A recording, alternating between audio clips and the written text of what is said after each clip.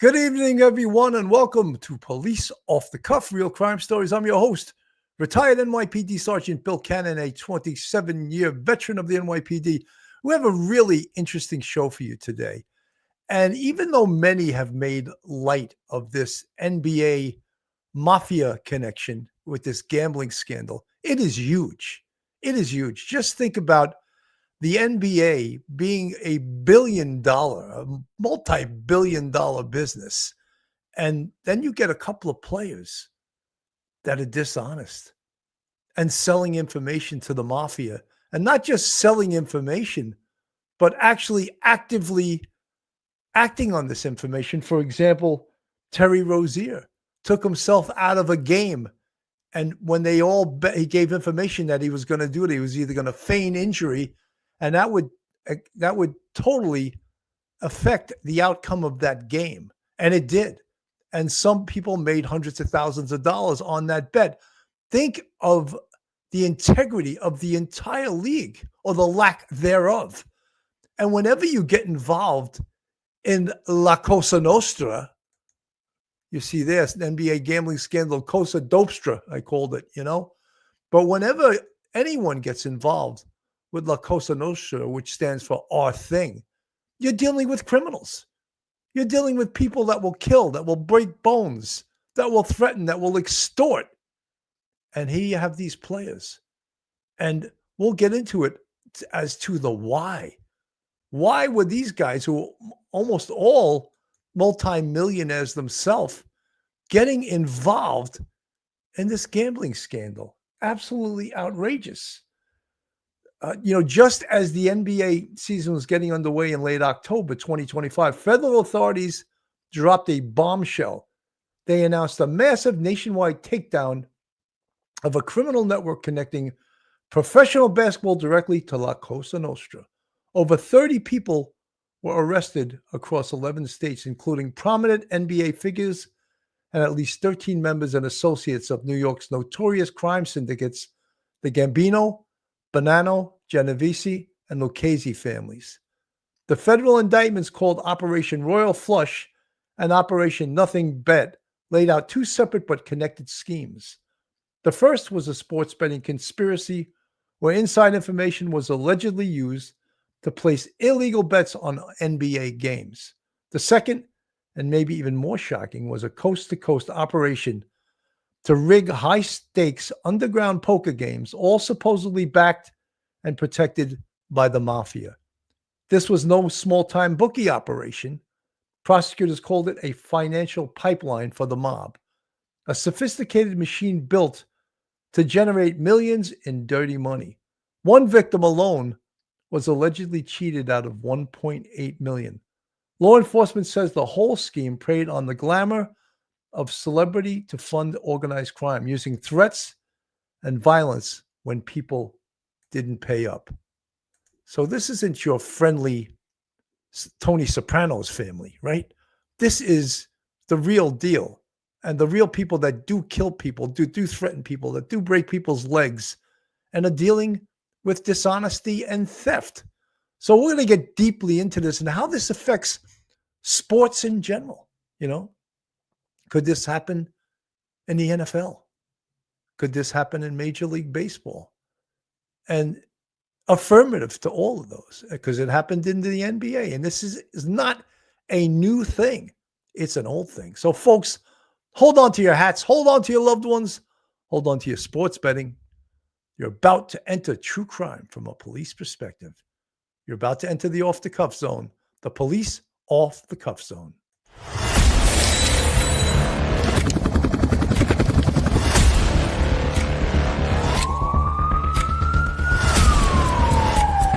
There has to be some common sense. They were the ones who called 911 to get him help, and now they're calling for change.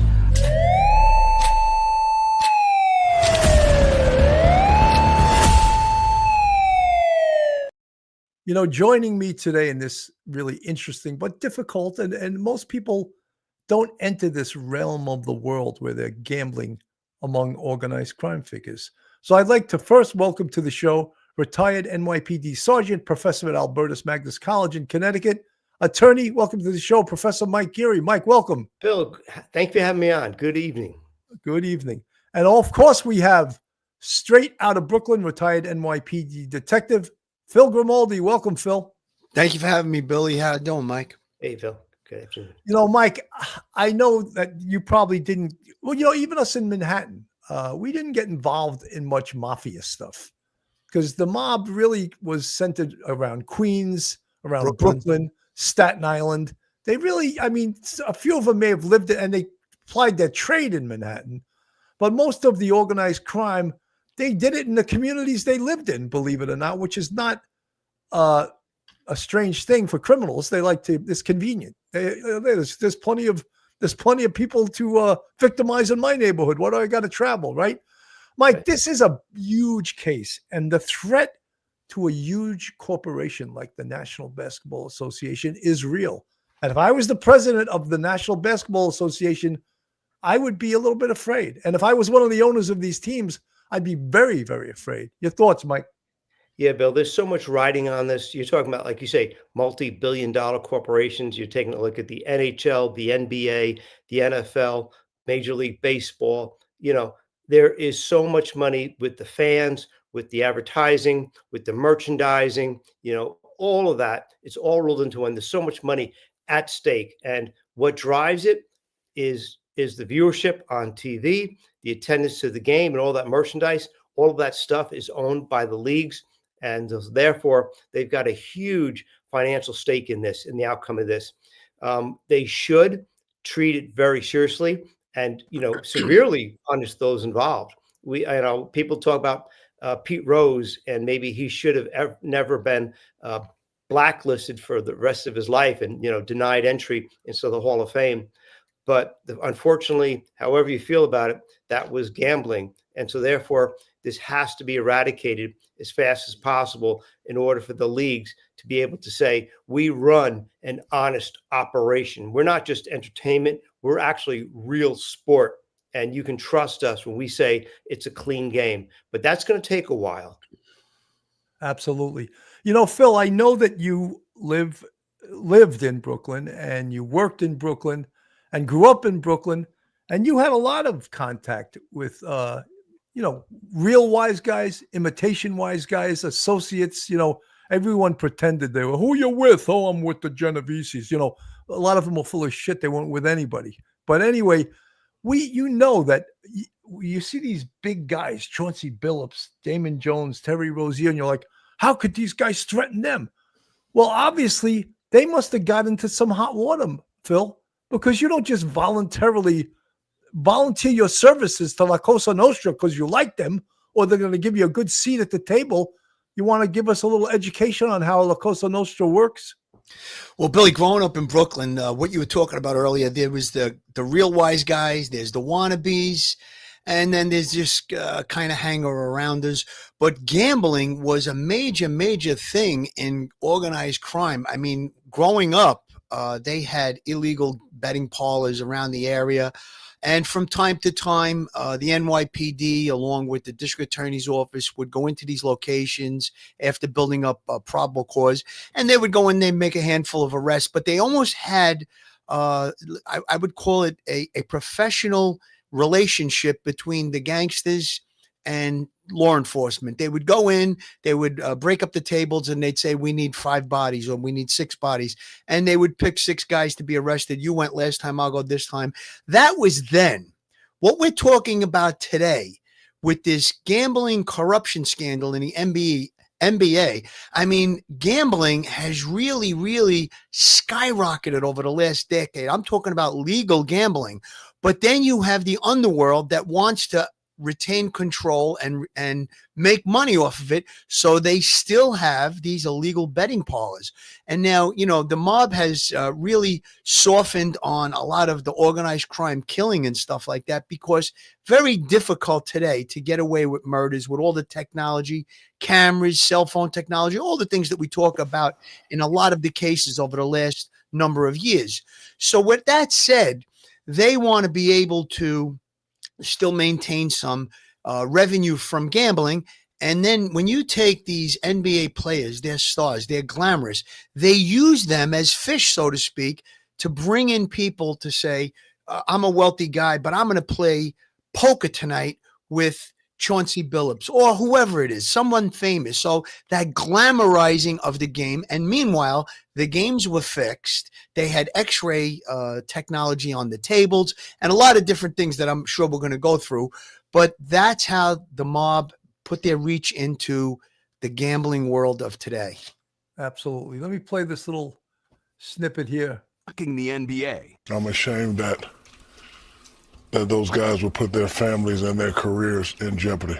Chauncey Billups, a Hall of Fame player and current coach of the Portland Trail Blazers, and Terry Rozier of the Miami Heat, both seen leaving court. They're among more than 30 people arrested, accused of running schemes that made millions by allegedly rigging sports bets and poker games. Billups and another former player, Damon Jones, are accused of working with the Mafia, using their celebrity status to lure wealthy people to illegal poker games that were rigged. Everybody else at the poker game, from the dealer to the players, including the face cards, were in on the scam. The technology allegedly used in the scheme is like something out of Mission Impossible. The FBI says the suspects used special glasses and contact lenses that could read invisible markings on cards. Casino security expert Sal Piasante showed us some of the technology. I can't tell you what that top card is, but if I pop in contact lenses, or if I'm wearing my poker glasses, when you look at that card through that filter, you'll see what that card is. The FBI says the suspects also used card shufflers that were rigged and used what's described as an X-ray poker table that allowed them to see face-down cards through the felt on the table. They also allegedly used what's known as an analyzer. It looks like a cell phone, but when placed in front of a deck of cards, it uses a hidden camera to determine which player will win, no matter how well the deck is shuffled. This deck is marked invisibly on the side with a barcode. So when this deck gets shuffled and gets placed onto the table, this camera right now is scanning those cards, and it's going to tell you automatically who's going to win. The device correctly predicting the hand closest to the device will win. And you win with a full house, 3s and 5s. Experts say the sophisticated scheme shows that the Mafia has modernized. Everyone talks about the Mafia getting smaller, going away. Mafia doesn't go away. They will change based upon the law and how they can make money. In a separate indictment, Rozier was charged in connection with an illegal sports gambling scheme. Terry Rozier, right foot discomfort, doubtful to return. Prosecutors say during this game in 2023, Rozier, then with the Hornets, tipped off bettors that he would fake an injury and exit the game. Bettors placed more than $200,000 on him to underperform in the game. The proceeds were later delivered to his home, where the group counted their cash. Rozier and Billups deny the allegations, their lawyers vowing to fight in court. With both men making millions in salary with their teams, many are wondering what would have been their motive to get involved in such a scheme. How much more do you need? Especially if you know you get caught, you can do jail time, lose your career. You know, put a bad image on yourself or your family. We have to realize gambling is an addiction. So the addiction of it is what makes you make illogical decisions. Ain't got nothing to do with addiction. That's just total stupidity on these two dudes' parts. Now, the NBA previously investigated Rozier for that 2023 incident, but cleared him. Now, the league says it is cooperating with this investigation. As for Damon Jones, he has not responded to the allegations. So they cleared Rozier, right? They cleared him. And how did that happen, that he was cleared? I mean, obviously, that's damaging to the NBA. So aren't they going to rule in the favor of the league, even if one of their players may be a little bit fugazi? That's a little mafia word too, you know? He may be a little fugazi and he may be dipping into areas he doesn't belong. But the big question is, Phil, and you may know this too, is that I don't totally buy that it was money that was motivating them. I think they may have gotten into trouble themselves gambling and owed a lot of money. And to get out of it, they sold their soul to the devil. What do you think, Phil? That's exactly how the mafia works. You have these people that are wealthy in sports, and there's a certain status that goes along with that. So they want to gamble at a high level. Maybe they're not close to a casino, so they get involved or get introduced to these illegal poker rooms or these high stakes games. And little by little, they get leveraged financially, or perhaps maybe to something else. Maybe the guy in the poker room says, if you need help with that problem, I can help you out. So it's one hand washes the other, and little by little, they gain their confidence and they throw it out there to them. If you were to leave a game early, we can make a lot of money, and there it is. It's either going to be a financial gain.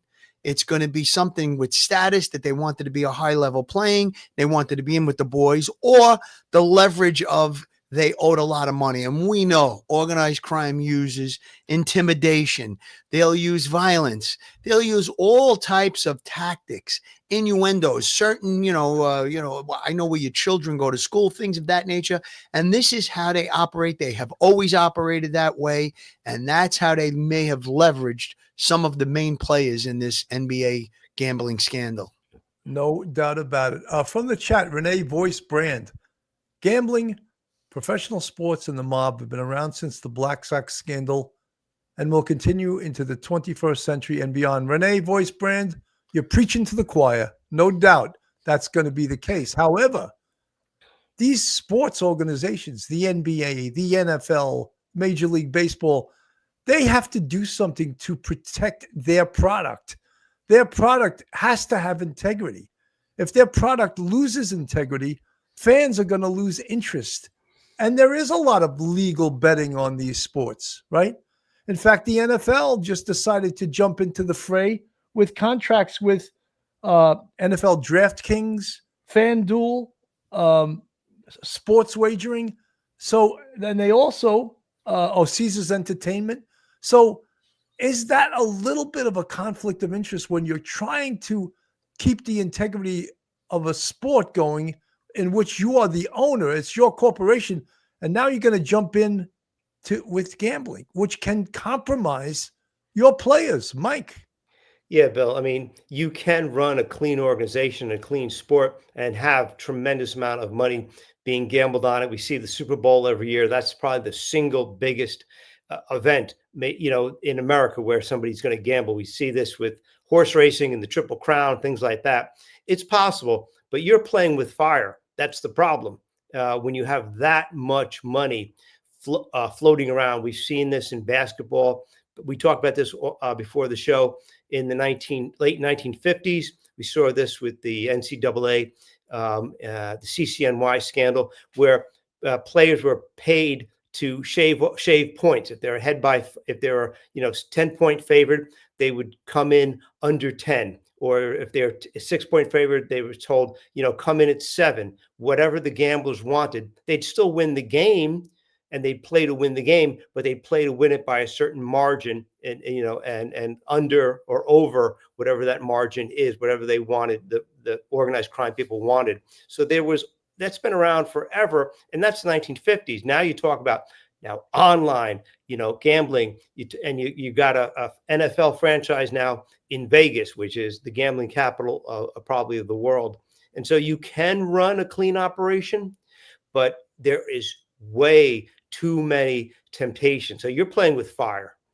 Well, also in regards to the NFL and certainly the NBA also, and to a lesser extent, Major League Baseball, referees, and in Major League Baseball, umpires, NBA referees also, they can so affect the outcome of a game. Many people have accused the referees of giving lighter calls to the Kansas City Chiefs, that they don't call certain things. When Mahomes gets the pass interference call when he's throwing the ball down the field so much more often. And I'm not saying that's true, but people have accused the league of that and accused the referees of really throwing the flags to benefit the Kansas City Chiefs. That may or may not be, but just the allegation, the impropriety possibly of a referee making a favorable call towards one team or the other can really affect the integrity of the entire league. Phil? Yeah, absolutely, Billy. When you look at football games, these really, really good games, a lot of times in the last few seconds of the game, and specifically with basketball as well, that's when the game is decided who's going to win. So if you have a call that throws one way or the other, it could really make the difference between a win and a loss. And then we know that there's handicaps with points on the game. So all of that stuff plays in. But when you think about corruption in sports, going back to the 1919 World Series, it was fixed between 8 members of the Chicago White Sox. They conspired with gamblers to lose the series to the Cincinnati Reds. So this is how long it goes back to corruption and gambling in sports. And I think once you lose the integrity of any sport, whether it be basketball, baseball, football, hockey, whatever it is, that's where the fan base is going to say, hey, why am I even watching this? Now, there are people that actually bet on games, and there's people that just love the sport. When they know that the outcome is predetermined, or it could be, it's going to cause people to lose interest, and it's going to cause a lack of excitement, and it's going to cost these major league games money, these major league teams, they'll lose money. So I think that basketball right now is the one that's got the major scandal. They got to step up. The NBA has to put in. I mean, I know that these players go to different training seminars where they're told about gambling. They can't gamble. They could be blackballed from the league. Heavy, heavy penalties have to be put across the board with these players if they are in fact involved and are convicted of these crimes. Lou Morocco from the chat, thank you so much for the $20 super sticker. Very much appreciated. Earlier in the week, Banfield had Sammy the Bull Gravano, who was the underboss of the Gambino crime family under John Gotti. He's still alive even after and a free man after having been implicated in 19 murders. We had him on our show, Bill. Right, we had him on our show a couple of years ago, and we have also have the gentleman, the professorly like Michael Franchese, who seems like the gentleman wise guy. There's no such thing, but that's how he sort of sells himself. Anyway, I'm going to play some of their appearance on Banfield for you right now. I want to bring in a couple of other friends of mine who happen to be well known in the world of organized crime. Michael Franzese was a longtime capo with the Colombo crime family. He's now an author who has worked with the NCAA and professional sports to help prevent gambling problems. And Sammy the Bull Gravano was once an underboss from the Gambino family. He now helps debunk the inner workings of his former profession. His amazing podcast, Our Thing, is available everywhere and on YouTube, and he's got lots and lots of fans. To the two of you, it's great to have you back on the show. I cannot wait for this conversation. Michael, I'm going to start with you. I guess it's a pretty simple question. Does any of this, what I just reported, and all the other headlines that go with it, does it surprise you? Not at all, Ashley. I got to tell you, that was a great opening. You really covered it well. Let me put it this way. It's not a surprise at all. I mean, gambling has been major business in our former lives, forever. And I say this, prohibition was terrific. Guys made a lot of money, but it came and went. I was in the gas business. Terrific. I had my run, 7 or 8 years, comes and goes. But gambling in that life is never going to go away. What happened here, I believe, is just the tip of the iceberg. It's a major business for the guys. They love it. They're good at it. And, unfortunately, professional and college athletes, they're always at risk because gambling among athletes, it's an extension of their competitive spirit. They like to raise the stakes in the competition. This is who they are. This has been my experience with them. And they're always going to gamble. They're always going to get themselves in trouble. They're not all Michael Jordans that can afford any money that he loses. He'll never have a problem because he can cover any bet. But a lot of these guys get in trouble. They get involved with the wrong people. And before you know it, we have a whole deal like this. Sammy, when I read about physical brutality, like goons descending on these victims who ran up big bets, who were cheated and ran up big bets and then got beaten up to get the money, I kind of thought, that stuff ended in the 70s, but clearly it didn't. And I wanted to ask you about the mob family involvement. 4 out of 5 of the famous mob families in New York were involved. I didn't think they ever worked on anything together, ever. Where am I wrong? Well, they did work together. There was the Concrete Club. When they have your mutual connections and they can bring it together, they work together. On the Concrete case, they used different unions and different, everybody had their own connections for stuff. They put it all together. It was very powerful. And then they split the money. But it's not a normal thing with gambling, I don't think. Usually it's separated, different families. I never heard of this. And when the show is over, I'd like to know where you could buy that machine. Kind of had a feeling you were going to say that, Sammy. But before I leave that topic for a second, I'm still kind of stuck in the 70s and in the movies. And I want to ask you realistically, from what you know today, like how bad does the violence get when it comes to these debt collectors today? Are they just a punch in the nose like the indictment read, or are they breaking legs? I don't know. I really haven't done that in, when they're coming in with 50, 100, 200,000 to play, I can't see how they lose, they leave. They're pretty rich people, and I can't see they're up against the mob and they're saying, I'm not going to pay, where you'd have to give them a beating. Some guys would do that. I don't think that's necessary. And this is where they're really going to get in trouble. Without the violence in this case, just like Michael said, this has been around forever. This is gambling. A case like this, if there's no violence, these guys will plea out to 5 or 6 year sentence, go in and do their time, 3, 4 years, and be out, look like a hero.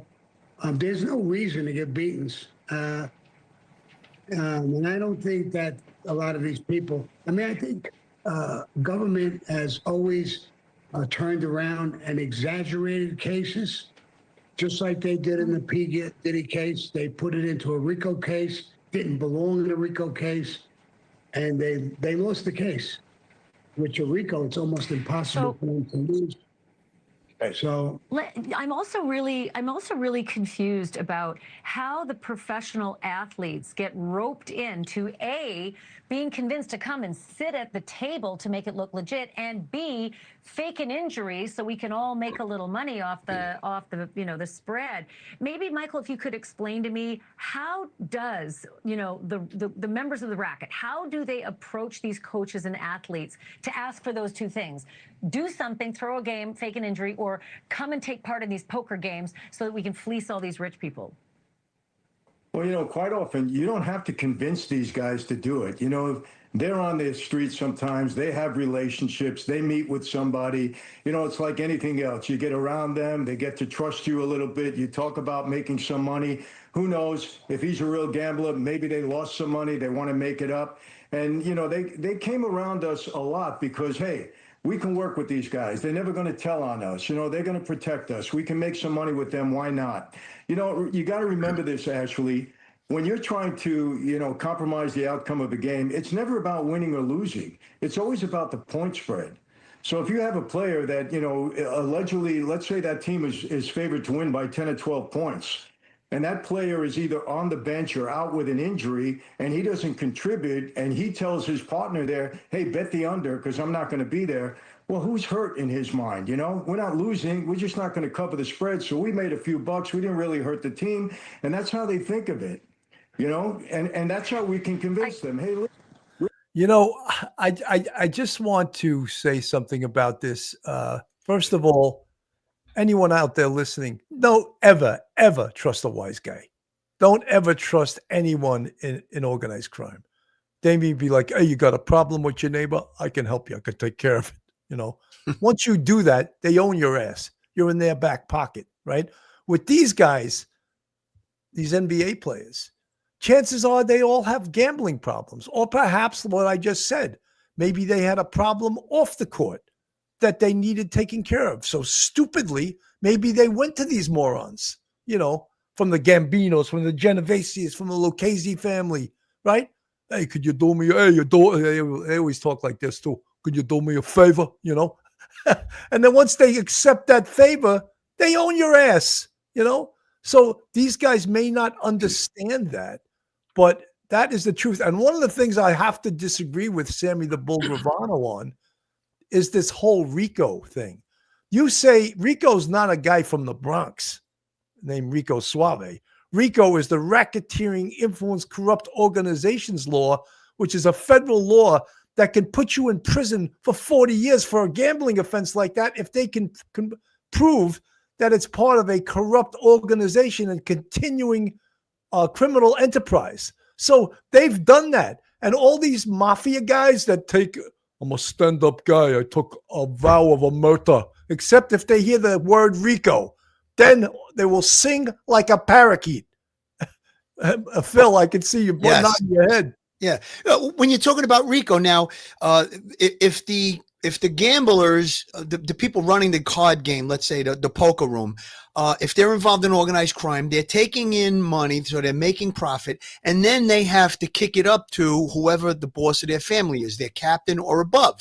So once that's established through the network of informants, you have a Rico case. It's exactly what you said, Bill. You have a continuing enterprise. There's a criminal activity taking place by a group of people. Once the profits are gained, they take some of the profits and they kick it up to the criminal organization.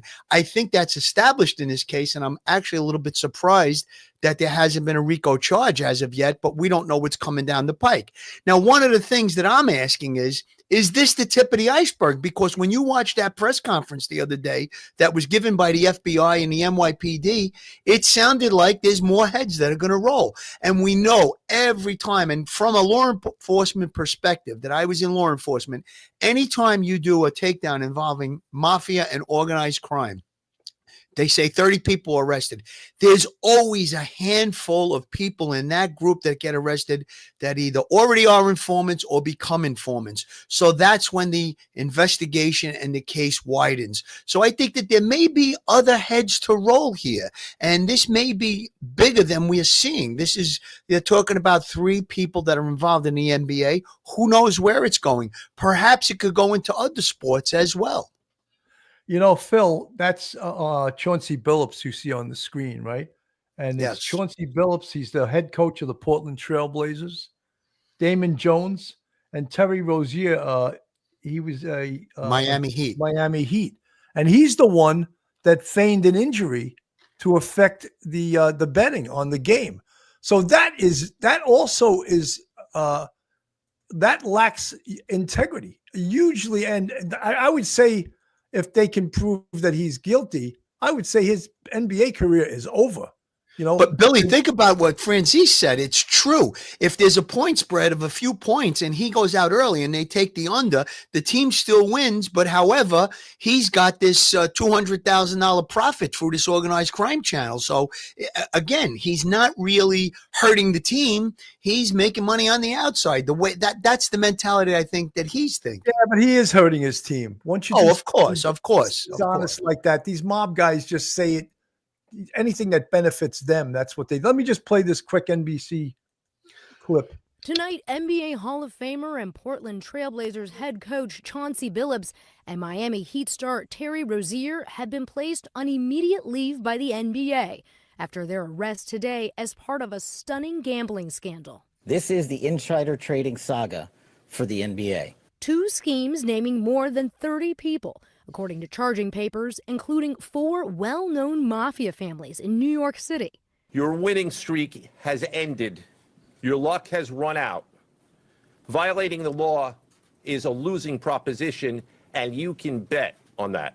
The indictment involving Billups outlining a national illegal poker ring, wooing wealthy players known as fish into rigged games, stretching from the Hamptons to Las Vegas. Prosecutors say Billups and former NBA player Damon Jones were called face cards, using their fame to lure unwitting victims. But authorities say the NBA pros knew the games were a high-tech scam, rigged by the mob and cashed in.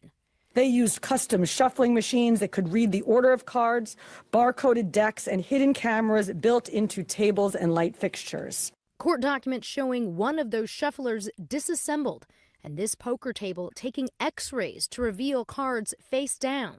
Defendants used other cheating technologies, such as poker chip tray analyzers, which is a poker chip tray that secretly reads cards using a hidden camera, special contact lenses or eyeglasses that could read pre-marked cards. Jones and an attorney for Billups not responding to requests for comment tonight. In a separate case, Miami Heat guard Terry Rozier now charged for his role in a criminal betting scheme. Authorities pointing to this game in 2023 where Rozier left early with an injury. Prosecutors say he had tipped off others first so they could place bets on his stats that night. They placed wagers on unders on players to score less, rebound less, assist less, using information that was not yet public. Rozier exited the game after just 9 minutes, and those bets paid out, generating tens of thousands of dollars in profit. The proceeds were later delivered to his home, where the group counted their cash. Rozier's attorney tonight saying he believed the feds had cleared his client. They took his phone, downloaded everything, and at the end of the day, they said there's nothing to see here, so we're going to fight it. Laura joins us now live in studio. And Laura, we're talking about a lot of cash here. Tom, the poker scheme alone raked in so much cash that the victims suffered $7.1 million in losses. One victim alone, $1.8 million in losses, a huge amount of cash. All right, Laura Jarrett leading us off here. Laura, we thank you. So I'm going to ask Mike here. Yeah. Mike, now they make light of this like it's no big deal. But when you heard some of the things they were doing, this is absolutely part and parcel to a RICO case, I believe. And, Sammy the Bull was disagreeing. He said that even P. Diddy, they overcharged him trying to use RICO. And to tell you the truth, I don't believe they did. P. Diddy just had some good attorneys that helped him beat the most serious charges. But in this case, this definitely qualifies for a RICO. And I can tell you right now, Mike, who's going to get the deal? Who's going to get the deal here? The players. Right. The players are going to get the deal. First person to talk. Yes, and they may be, oh my God, they're going to kill me if I testify again. Guess what, dude? You want to testify or you want to do 20 years in prison? I think that's who they're going to flip. And if they flip any wise guys or associates, they'll flip them with the threat of RICO. Just say that guy from the Bronx's name, RICO. RICO's coming after you. Those are the guys that are probably going to have the RICO charges, but right. But they will threaten an NBA player with 5 years, Phil. He's free. He's a free man. I want to know though too, and you as cops, we know this. Chauncey Billups, right? Damon Jones and Terry Rozier, they must have done something wrong because the mob sought them out. Chauncey Billups makes $3 million a year. He really needed the breadcrumbs from these card games. That's what it was for him. So he risks his whole future, his family's future, his $3 million a year salary to get some crumbs from the New York Mafia families. Outrageous.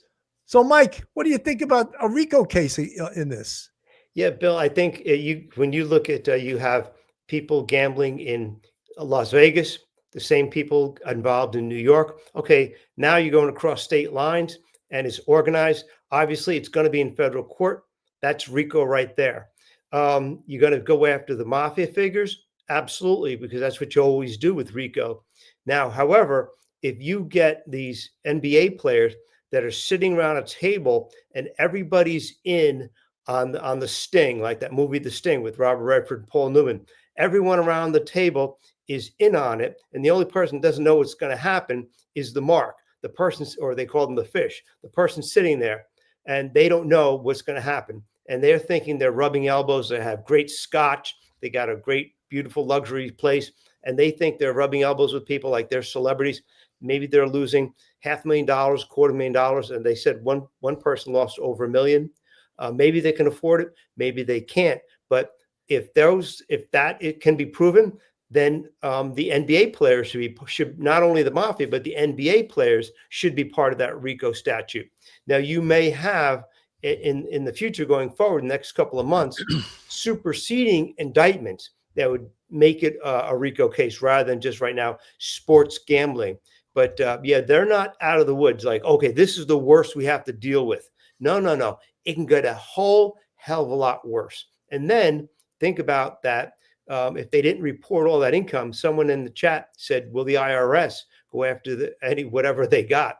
Yeah, the IRS, of course, the federal government, they're going to want to get a piece of that money that you didn't report, all that cash that came in a big suitcase to your home and that you were sitting there counting.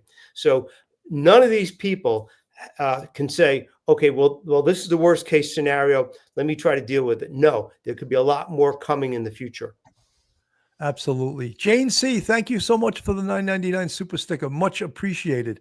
You know, this was played by CNN, and this shows you just the depth they went to cheat. Into mafia-linked gambling and sports rigging schemes is sending shockwaves across the NBA and across the United States. You're looking right now at the high-tech cheating technology that federal officials allege was used to rig poker games, an X-ray poker table to see through face-down cards, a manipulated shuffling machine to predict who gets the best hand, used, officials say, to steal millions from victims. Joining us now is casino game protection and cheating expert Sal Piasanti. Sal, how do you become a cheating expert? Is there a college you go to? Trust me, he has a checkered past, and I'd like to know how you become a cheating expert. For sure, he's one of those guys that was on one side of the fence and now he's on the other. Absolutely. X-ray table, card reading chip trays, rigged shuffling machines. I didn't know this stuff existed. I guess I'm not surprised, but I didn't know it existed. Can you explain how any of this equipment is used? Oh, I can explain all of it. The X-ray table, that's just a table that has cameras built into it that look upward at the cards. It can actually see through the green felt, so you can use any of cards. As long as the cards lie above the camera can see what that card is and then transmit it. The shuffle machines, we just did a special on YouTube, and where a shuffle machine was hacked. What happens is the Deckmate 2 has a camera in it. And what that camera does, it notifies the casino or the dealer or the house if a card is missing. Also, if you took a deck of cards and put it into that machine, the cameras know every card and can actually sort that deck out and put it back in order for you for the next day or the next play. Well, the cheaters came up with ways of utilizing that camera as well to know what cards are being dealt and who's getting them. And that shuffle machine is altered to transmit to an earpiece to tell the people who are going to win. Also, there are machines that were also designed to do a false shuffle, where when the cheaters put the deck into the machine, it sounds like the cards are being shuffled, but they're not. And then as far as the analyzer, the tray, this has been around for a long time. It's not new by no means. If you want to see a quick example of it, it could be built into the tray or it's built into a cell phone. And basically what happens is this. You could take this deck of cards. Well, first of all, this is a regular phone. It looks like a regular phone. Put your SIM card in it, and it acts like a regular phone. But when I put in a code, now it becomes a cheating phone. So let's go to Texas Hold'em. How many players? Let's say you can name any amount. We'll say 3 to keep it easy. 3 players. And I'm going to put this on loud so you can hear it. So I'm going to put it on speaker. Okay. And now it's ready to go. Yeah. So when this deck of cards right now is shuffled, it could be in a shuffle machine. It doesn't make a difference. When the dealer takes them out and cuts them, listen to the phone. 3-2. That means right now, seat 3 is going to win. 1, 2, 3. 1, 2, 3. Ace 5 is winning. Here's your burn. There's your flop. 2 pair. Burn, flop, burn, and seat 3 wins. This phone will tell you who's going to win. Unbelievable. You heard it out loud, but this phone would also transmit to an earpiece. Yeah. This system could can I just also ask be you designed, built, yeah. anything. But the earpiece thing, is that also relevant for the camera under the table that can read through the felt? Because the dealer is not under the table. He's not seeing it. So somebody else is seeing these images and speaking to the dealer or whomever in their earpiece. Is that right? Correct. That's right. That information is transmitted elsewhere, and that person receiving the information sends it back. And the earpiece, believe me, is very tiny. This is one of the earpieces that I demonstrate. I don't know if you can see that. You got to move the camera. Hold it up a little bit. Oh my God. That's it. Wow. That's pretty teeny. So that's like a 1 milligram pill. Well, that's the cheating. That's the cheating expert. He studied for years how to be a cheating expert. I love that. But you know something, Phil? One of the things I kept thinking of with this is now these are the devices used in these illegal gambling dens, these illegal poker games where they invite the big fish, the multimillionaires that want to gamble with celebrities, with basketball players, right? But how maybe they could be using these in legitimate casinos? How would we know? How would the consumer know? And how often does the state investigators, the state gambling commission, Mike, maybe you know the answer, how often do they inspect casinos? And do they do it undercover? Or do they announce, here we are with the state gambling commission, show us your books? What are you kidding me? You know, they would have to do it undercover. So is this a possibility also, Mike, that they could be doing these same moves in legitimate state licensed casinos? I mean, they could. You see in upstate New York, you have casinos. You see it like Foxwoods and place like that in Connecticut. Whenever and in Atlantic City, you've got all those casinos there, and they have those the legit casinos in Vegas. But what does the word legit mean? How often what are the inspections? Are they once a year? I don't know, but I would like to think that they are done on a fairly frequent basis, come at irregular times without unannounced, and then maybe take apart something like a table or a slot machine or whatever. But there's so much money to be made in gambling that you just wonder if the inspectors don't tip off the host casinos ahead of time. I don't know, but they should do it frequently. And I would expect that because the states are raking in a lot of money from places like Foxwoods and places upstate New York, and we see this in Vegas. Just think about the hundreds of millions of dollars that come in, and so the state's going to get a piece of that because they're licensing that casino. But they should because this technology it seems so affordable that if you are running a legit casino, hopefully you're legit 100%. But there's always that temptation because of how much money that is out there. It's just an incredible amount of money, and people don't want to. I hate to use the expression. They don't want to leave the money on the table. If you can get it, get it. Absolutely, Billy. Can I make a quick point? Go ahead. I think that most casinos, I think the percentage of how much they pay out is only like 6 or 7%. So 93 to 94% of those people you see in a casino in a slot machine are losing. Okay, so that's that. I think that it was in the chat too. Somebody said, I'm not going to play poker again in Atlantic City because of what they're showing us. Now, I think we talk about technology in a lot of criminal cases, how it's caught up and it really cell phones, plate readers, all the different computer inside of a car tells you the speed the car is going. Now the technology is catching up with the cheaters. When you think about that, I was recently in Atlantic City about a month ago, and my wife called me. I picked up the phone while I was sitting at a roulette table, and they said, no, you can't have the phone at the table. I had to stand up and step back from the table. So I think that demonstration that was just shown by CNN there, the cell phone is now reading cards. So, I mean, think about it. The technology is there to help the cheaters. But isn't that, when you think about it, that the house wins 93% of the time? Isn't that somewhat cheating too on behalf of the house? I mean, when they use 6 decks in the blackjack cards, 6 decks, doesn't that mathematically give the advantage to the house? The odds are definitely against you 100%. Oh, obviously, because they're winning 93% of the time, and vis-a-vis the players losing 93% of the time. Exactly.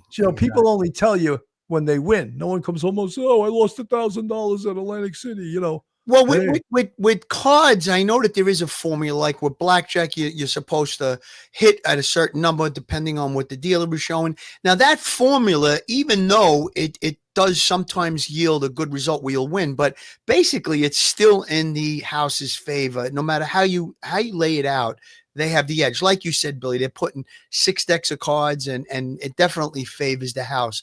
And that specific blackjack is one game.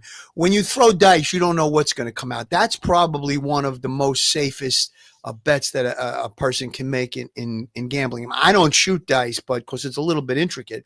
But you don't know. When you throw those dice, you don't know what's going to come out. Absolutely. This is the New York office of the FBI basically taking a spike of the football. Spiking the ball. And for him to come down should tell you the importance of this historic case. I'm Christopher Rea, the Assistant Director in charge of the FBI New York Field Office. Today, as you've heard, our office conducted a massive nationwide takedown from 2 indictments of 34 defendants for their alleged involvement in 2 separate illegal poker and sports betting schemes where, as you heard, the odds were rigged in their favor. Among these defendants are 13 members and associates of the Bonanno, Gambino, and Genovese crime families, to include capos and soldiers from these families. Additionally, as you heard, current and former NBA coaches and players are also implicated, to include Chauncey Billups, Damon Jones, and Terry Rozier. 3 of the named defendants are charged for their alleged roles in both schemes. This alleged illegal gambling operation hustled unwitting victims out of tens of millions of dollars and created a financial pipeline for La Cosa Nostra to help fund and facilitate their organized criminal activity. Victims were attracted to play alongside well-known professional athletes and coaches like Chauncey Billups, only to be unknowingly deceived through rigged shuffling machines, fixing the odds in their favor, as alleged, and as you just heard from the U.S. Attorney's Office. This alleged scheme wreaked havoc across the nation, exploiting the notoriety of some and the wallets of many to fund the Italian crime families here in New York. Let me be clear about this fact. The FBI has not and will never take their eye off the ball when it comes to Italian organized crime in this city, specifically the LCN and the 5 families here in New York. We are not going to permit any criminal enterprise, whether it be Italian organized crime, Asian organized crime, Eurasian organized crime. We're not going to permit any of those organized crimes, families, and organizations to operate in our city or our country, as evidenced by the 11 states that were also participating in this operation today. The FBI office here in New York remains committed to eradicating all unlawful revenue streams fueling this criminal activity. As with most cases we've worked, this is only the tip of the iceberg for the FBI and the U.S. Attorney's Office. Our LCN squad agents and analysts are continuing to work day and night with the Eastern District of New York to ensure members and associates of the 5 families cannot continue to wreak havoc in our communities. Today would not have been possible without the tireless efforts and dedication. All right, now he's just gonna, congratulate everyone that worked this case. So we don't need to listen to that. But La Cosa Nostra, the mafia in New York, the 5 families, were degraded hugely after the demise of John Gotti and the Gambinos. It's like, and the credit for taking down these mafia families is none other than that guy from the Bronx, Rico. Racketeering, influence, corrupt organizations. That's what took them down. And that's why when you say Rico to a wise guy, he's like, oh, they act like it's no big deal. They hear that word and they're like ready to call call their attorney immediately. What kind of deal can you cut me? Sentencing guidelines with RICO are much, much higher now. If you were to remove the NBA out of this scenario, this would be what we would call a meatball pinch, meaning that everybody involved in the illegal gambling part of it, they're going to wind up with probation, a couple of years at the most. But because you now have this network that's involving sports figures crossing over into the underworld of organized crime, of the mafia, and as that person in the press conference just said, La Cosa Nostra, that makes it a whole different dynamic. Now, one of the points I think he failed to mention was this was two separate but overlapping federal indictments, one involving illegal poker games, that was the organized crime part of it, and the second was the insider sports betting scheme involving the NBA. Again, I said this earlier. Is this the tip of the iceberg? Are we going to see more heads roll over this? Is this going to be a widening case? I think it is. And I just hope it doesn't really affect the way that these games are played and the viewership. And because I know how much people love sports in this country, whether they're bettors or they're just fans or young kids, it's really disheartening to know that there's such corruption involved in a thing like the NBA. So, these are heroes to kids. These are role models. And when this taints their reputation, it taints sports in general. And I think it has an effect on the youth as well as everybody that enjoys watching a basketball game. Mike, this is your final thoughts, but I'm going to get to your final thoughts with a question. How fast do you think the NBA will drop these three players like three hot potatoes if it means big damage to this league? What do you think? Bill, I think really quickly. They suspended him immediately, so that's one step. But also, there was a gentleman, John Tay Porter, who pled guilty to gambling in 2024, and he's for disclosing confidential information to gamblers. And so I think, and he's now going to be sentenced in December. I think they're going to try to drop these guys as fast as they possibly can, distance themselves as fast as they can, and try to just weather this storm and hope that no one else from any other team, player, or coach is named. Because every time someone from another team, another NBA team, or coach from that team, it just makes it look even worse. If it's going to be a problem, they're hoping it's a small local problem with just a couple of teams. But this has the probably, I agree with Phil, this thing is going to be much bigger, and this is going to be a huge headache for the NBA for years to come. Absolutely. Raised on the radio from the chat, this gambling scandal in the NBA is going to extend to the NCAA soon, too. Possibly. Mm-hmm. So raised on the radio, I have no doubt you could be right, And when you think about the amount of money that is wagered, let's use the NFL, for example, because I think the NFL has the most money bet of any sport. Just think of in your own, harmless forms of gambling, the boxes. Every bar you go to has a Super Bowl box, right? And some of them have a box every week for, say, the Monday night game, or they can have two boxes a week. The Monday night game, the Thursday night game. And fantasy football too, Bill. Fantasy football is, yeah, right? absolutely. Yeah, so we look at those as harmless forms of gambling, but billions of dollars are bet every week on the NFL. So the integrity of sport has to be beyond reproach. And that's why I question how the NFL is getting into it voluntarily. Is that a wise move? I don't know. Phil, your final thoughts. Final thoughts. Listen, this is a scandal that's wide-ranging. I think we only saw the tip of the iceberg. I'm going to go with that. I think that years ago, organized crime, they started to do offshore gambling. The government caught on to that. That's probably like 20 years ago. They kind of lobbied to get legalized gambling. They have that. The sports teams, NFL, NBA, they're embracing it. But again, we have that the reverse effect now. We have corruption coming into the game, coming into the games, coming into the sport. I think, as Mike was saying, and you said, Bill, they need to drop the hammer. They got to act quick, act fast. This broke the day after the opening game of the NBA this season. And the weekend has passed now. I'm sure a lot of conversations took place over the weekend. I think we're going to see some action in the next couple of days. And I think it's proper. We have to maintain the integrity of any sport. Absolutely.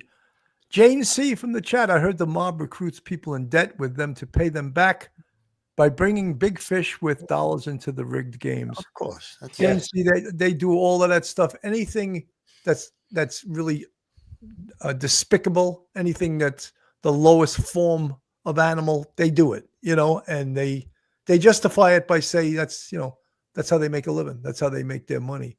Anyway, folks, we'll stay with this story. It's just starting to really manifest itself now, and it's probably going to grow bigger and bigger and bigger. And, I heard one of the broadcasters saying that he started claiming this was political. I was just like, oh my God. You can't even have a case these days without someone saying this is a political case. Yeah, it was Trump's fault. That's they want to put the NBA out of business. It's so ridiculous. Anyway, folks, thank you so much for tuning in. I'm Bill Cannon from Police Off the Cuff. On behalf of myself, Professor Mike Geary, and Detective Phil Grimaldi. Have a great day, everyone, and God bless. Stay safe, everybody. One episode just ain't enough.